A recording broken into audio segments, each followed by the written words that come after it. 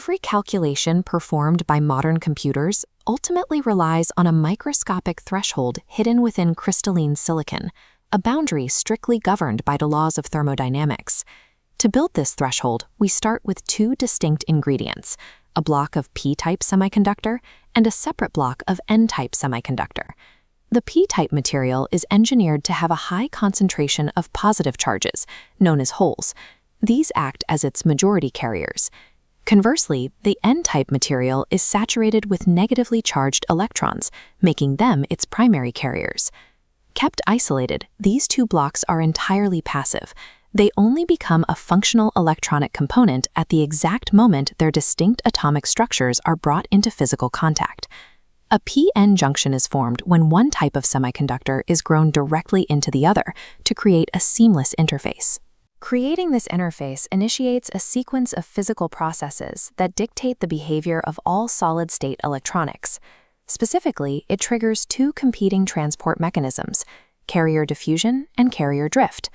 This interface facilitates a continuous migration of particles, serving as a site of constant activity between the two materials. In the milliseconds after the junction forms, an extreme concentration gradient exists across the boundary.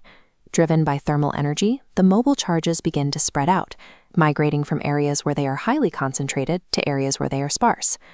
In this diagram, we can see the result of that gradient. The holes diffuse across the boundary from the p side over to the n side, while electrons diffuse in the opposite direction, from the n side to the p side. This concentration-driven movement of charge carriers is called the diffusion current. Left unchecked, this process would continue until the carriers were completely equalized across the entire material, if not for a powerful counterforce it creates along the way. As the mobile electrons and holes diffuse away from their original positions, they leave behind their parent atoms in the crystalline lattice. These atoms are now ionized. At the interface, the p side loses holes, leaving stationary negative ions. The n side loses electrons, leaving exposed positive ions. This central zone, the depletion region, operates at a microscopic scale of 0.1 micrometers. It is completely depleted of mobile charge carriers, leaving nothing but a stationary, electrically charged skeletal lattice. Having an exposed wall of positive ions directly facing a wall of negative ions automatically generates an internal electric field. In this diagram, the electric field arrow points from the positive ions on the n side to the negative ions on the p side. This field forces wandering electrons back to the n side and sweeps holes back to the p side. This field-driven motion of charge carriers is formally defined as drift. Drift acts as the mechanical opposite of diffusion, actively working to keep charges confined to their respective sides of the junction. The accumulation of ions across the space charge region creates a measurable potential difference, which functions as an energetic barrier. This barrier directly opposes the concentration gradient, halting the free flow of the remaining electrons in holes.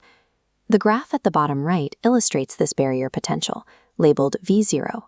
Any carrier attempting to diffuse across the junction must now climb this electrostatic slope. By seeking a state of balance, the junction has effectively built its own internal wall, constructed entirely from the charges that initially tried to cross it.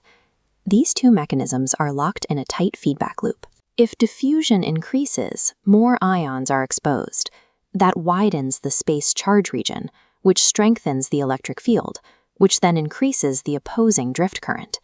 As noted in the text here, the system ultimately settles into thermal equilibrium. The diffusion current exactly equals the drift current, resulting in zero net flow of electricity. From the outside, the piece of silicon appears completely static. Internally, it is maintaining a high-energy balancing act between two massive opposing physical forces. Understanding how this microscopic equilibrium establishes itself is the strict prerequisite for controlling current in modern diodes and transistors. By applying external voltages, engineers manipulate this barrier potential, raising or lowering the hill to turn the flow of carriers on or off at will. Every digital calculation ever made relies on our ability to control this exact tension, dictating how diffusion and drift interact across millions of microscopic junctions.